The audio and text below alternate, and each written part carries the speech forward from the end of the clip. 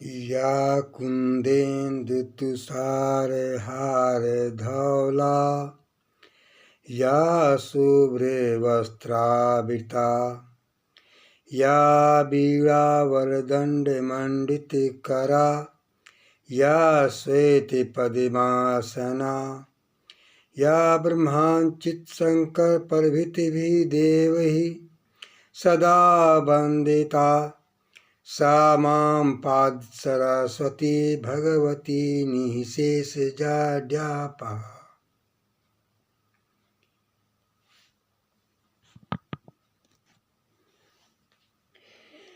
जो कुंद के फूल चंद्रमा बर्फ एवं मोती की हार की तरह श्वेत वर्ण की हैं, जो श्वेत वस्त्रों को धारण करती हैं, जिनके हाथ में उत्तम वीणा सुशोभित है तथा जिन्होंने श्वेत कमल पर आसन ग्रहण किया है, ब्रह्मा विष्णु शंकर तथा अन्य देवता जिनकी सदैव वंदना करते हैं, वही संपूर्ण जड़ता और अज्ञानता को दूर करने वाली भगवती सरस्वती हमारी रक्षा करें।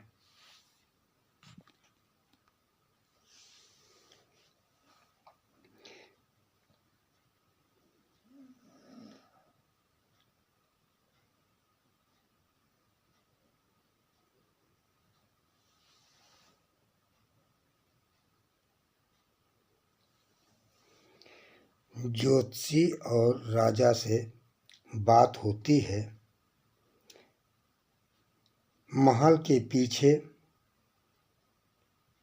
वार्ता वाले कक्ष के पीछे एक परदेसी सोता है, जागता भी है। राजा और साधु की वार्ता। साधु बोला, महाराज, दीवाल के भी कान होती है। यह जो 7 सूक्ति के नीत वचन सुनाने जा रहा हूँ, अमल करने योग्य है। 7 सूक्ति इस प्रकार से हैं।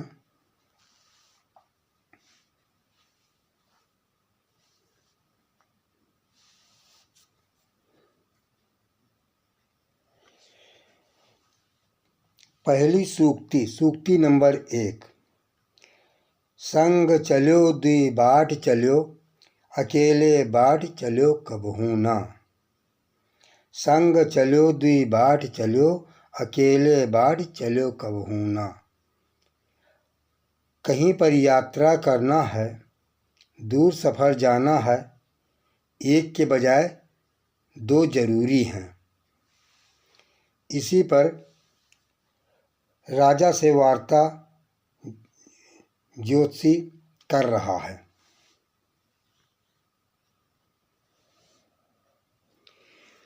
तभी हवा का झोंका आता है, दरवाजा में खटकी एक अजीब आवाज़ होती है। किसी की परछाई साधु पर पड़ती है। साधु महल के कक्ष से विलुप्त हो जाता है। साधु के अंतर्ध्यान होने पर साधु का कमंडल और सरसा शेष पड़ा रहता है। यह अजब दृश्य महाराज करमसेन कक्ष में बैठे अवाक हो जाते हैं। अंग नरेश की निगाहें चकाचौंध हो जाती हैं।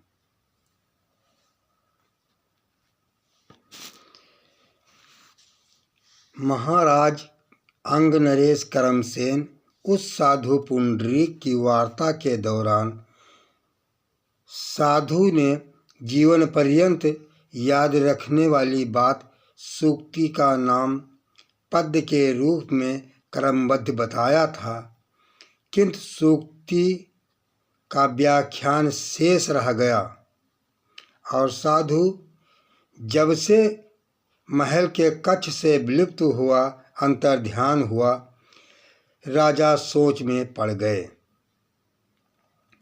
प्रिय श्रोतागण, मैं कुंवर राजेंद्र कुमार वर्मा आगे का दास्तान कहानी के उस मोड़ पर पहुंचती है। इसका दास्तान मैं सुनाने जा रहा हूं। आप लोग श्रोतागण से मेरा अनुरोध है कि शुरू से अंत तक सुने, देखें और अमल करें। आपको मैं जय माँ भवानी चैनल 7605 के माध्यम से सुनाने जा रहा हूँ। धन्यवाद।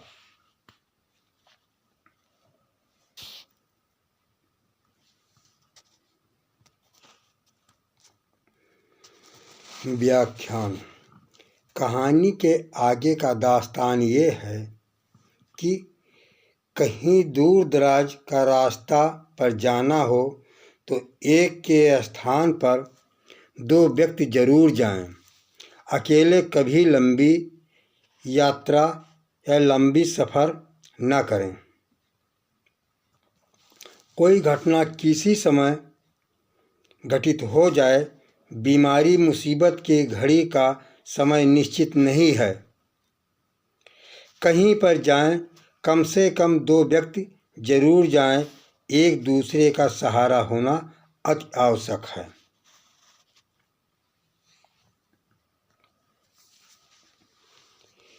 जिक्र यह है, एक किसान था। उसके घर में सब कुछ धन धान्य से घर संपन्न था। परिवार में एक रूपता थी। पूरा परिवार खुशहाल था। कारण ये था कि किसान की माँ के हाथ में घर की बागडोर थी। माँ की अवस्था 70 वर्ष के करीब थी। अपने परिवार व पास पड़ोस के बीच उम्र दराज थी। सभी लोग बूढ़ी माँ का सम्मान करते थे, जिससे किसान का परिवार विकासशील एवं आदर्श संस्कार में से एक था। किसान के घर में एक नौकर था। वो बहुत ही वफादार था। धीरे धीरे वो खेती करने की तकनीक व्यवस्था के बारे में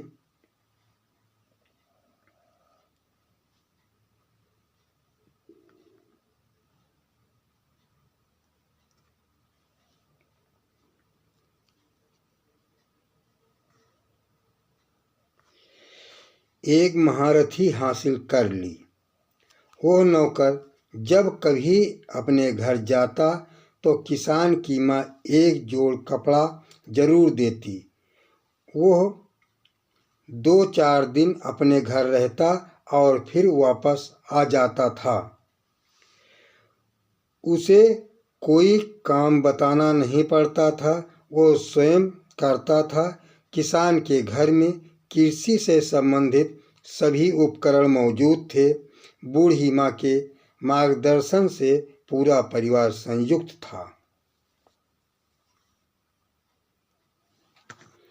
होली के त्योहार में वो नौकर अपने घर जाने की तैयारी की तो किसान की बूढ़ी माँ ने होली के पर्व के अवसर पर नौकर को एक जोड़ा धोती कुर्ता एवं उसकी पत्नी के लिए कपड़े दिए।